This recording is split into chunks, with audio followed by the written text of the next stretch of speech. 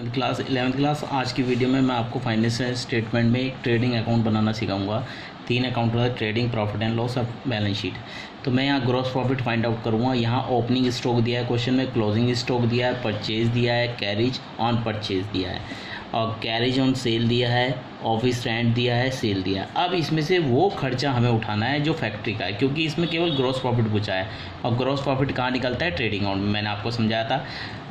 तो हम trading account बनाते हैं और ट्रेडिंग अकाउंट बनाते हैं और ग्रॉस प्रॉफिट को फाइंड आउट करते हैं। तो ट्रेडिंग अकाउंट बनाने के लिए हम ऊपर लिखेंगे ट्रेडिंग अकाउंट, ट्रेडिंग अकाउंट।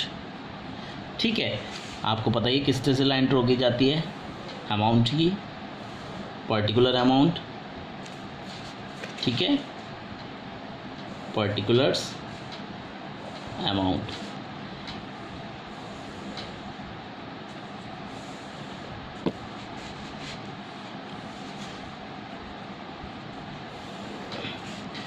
ये पर्टिकुलर्स होगी, ये अमाउंट, ये डेबिट साइड होती है, पर्टिकुलर। केवल इसमें मैंने प्रॉफिट ट्रेडिंग अकाउंट बना रहे तो इसके ऊपर ट्रेडिंग अकाउंट ही लिखा है। पूरा क्वेश्चन का पूरे क्वेश्चन का एक पार्ट इसमें पूछा गया, केवल ट्रेडिंग अकाउंट। तो ट्रेडिंग अकाउंट बना रहे हैं इसमें, ठीक है। तो इसमें ओपनिंग स्टॉक दिया, क्या दिया, ओपनिंग स्टॉक। तो ओपनिंग स्टॉक सबसे ऊपर आता है, टू ओपनिंग स्टॉक। बताया था मैंने आपको, ओपनिंग स्टॉक सबसे ऊपर आता है। कितना ओपनिंग स्टॉक, ओपनिंग स्टॉक है 2 लाख रुपीज़। तो 2 लाख रुपीज़ ओपनिंग स्टॉक लिख देंगे। कहाँ आएगा, डेबिट साइड में। नेक्स्ट पॉइंट है क्लोजिंग स्टॉक। कहाँ है, क्लोजिंग स्टॉक। तो क्लोजिंग स्टॉक किधर की साइड आता है, इधर की साइड आता है। ये सेल की जगह होती है, इसके ठीक नीचे क्लोजिंग स्टॉक आता है, जस्ट अपोजिट आता है ओपनिंग स्टॉक के। ओपनिंग इधर तो क्लोजिंग इधर, क्लोजिंग स्टॉक। ओपनिंग स्टॉक कैसे है, शुरू का माल बचा हुआ और लास्ट की डेट का बचा हुआ माल। क्लोजिंग स्टॉक है हमारा क्वेश्चन में 1,80,000, 1,80,000।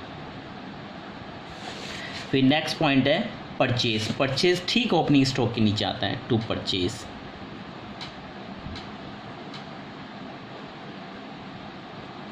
परचेज कितना है हमारा, 8,50,000। कितना है, 8,50,000। पूरे क्वेश्चन में परचेज रिटर्न नहीं है, वरना इसमें से माइनस कर देते 8,50,000 में। तो 1,50,000 है, जुगा तो हम बाहर दिखा देंगे 8,50,000 की अमाउंट परचेज।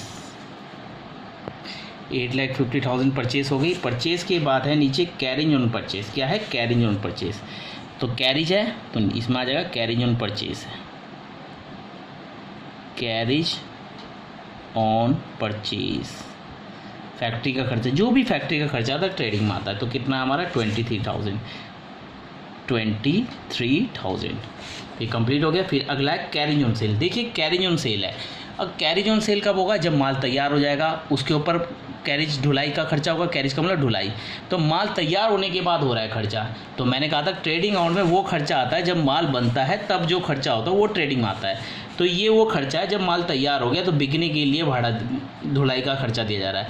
तो ये ऑफिस का खर्चा है, ये प्रॉफिट एंड लॉस में आएगा। तो ध्यान रखिए कैरिज ऑन परचेज आता है ट्रेडिंग में, और अगर कैरिज ऑन सेल है तो प्रॉफिट एंड लॉस में आएगा। हम प्रॉफिट एंड लॉस नहीं बना रहे हैं क्योंकि इसमें पूछा हुआ है केवल ग्रॉस प्रॉफिट, तो ये कहीं भी शो नहीं करेंगे।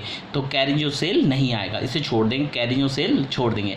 अगर हम प्रॉफिट एंड लॉस बनाते तो कैरिज ऑन सेल को हम प्रॉफिट एंड लॉस में शो करते, यानी ट्रेडिंग अकाउंट के ठीक नीचे, ट्रेडिंग अकाउंट के ठीक नीचे। चलिए नेक्स्ट, ऑफिस रेंट।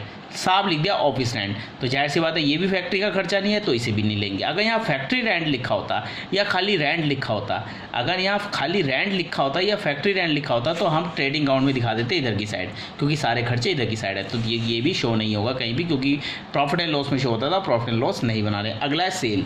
सेल आपको पता ही है क्लोजिंग स्टॉक के ठीक नीचे और क्रेडिट साइड में सबसे ऊपर आता है सेल्स।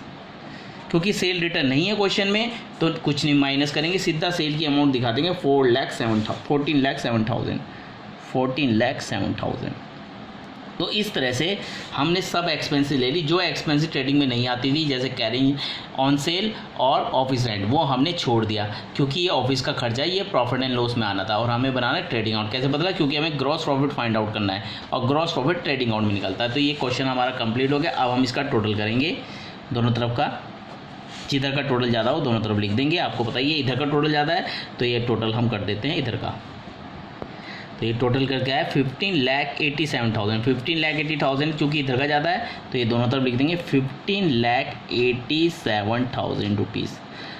अब 15,87,000 में से 2,08,05,000 और 23,000 माइनस करते हैं। चूँकि क्रेडिट साइड ज़्यादा है तो ग्रॉस प्रॉफिट निकला। अगर इधर की साइड ज़्यादा होती तो हम इधर की तरफ ग्रॉस लॉस निकलता, क्योंकि खर्चा ज़्यादा हो जाता है। यहाँ इनकम ज़्यादा, इधर की साइड इनकम होती है, यानी क्रेडिट साइड इनकम होती है, ज़्यादा होने की तरफ प्रॉफिट निकला, ग्रॉस प्रॉफिट। अब ग्रॉस प्रॉफिट आपको पता है कैसे निकला, इसमें से ये तीनों माइनस कर देंगे, जो 3 आइटम्स है ये माइनस कर देंगे और हमारा ग्रॉस, तो हमारा ग्रॉस प्रॉफिट कितना आ गया 5,14,000। और इस तरह से हमारा ट्रेडिंग अकाउंट कंप्लीट हो गया। मे भी आपको ट्रेडिंग अकाउंट समझ में आ गया होगा। इस क्वेश्चन में केवल ट्रेडिंग अकाउंट पूछा था, कैसे पता ग्रॉस प्रॉफिट। तो ओपनिंग स्टॉक था, जो मैंने ओपनिंग स्टॉक लग दिया सबसे ऊपर, उसके बाद परचेज था, फिर मैंने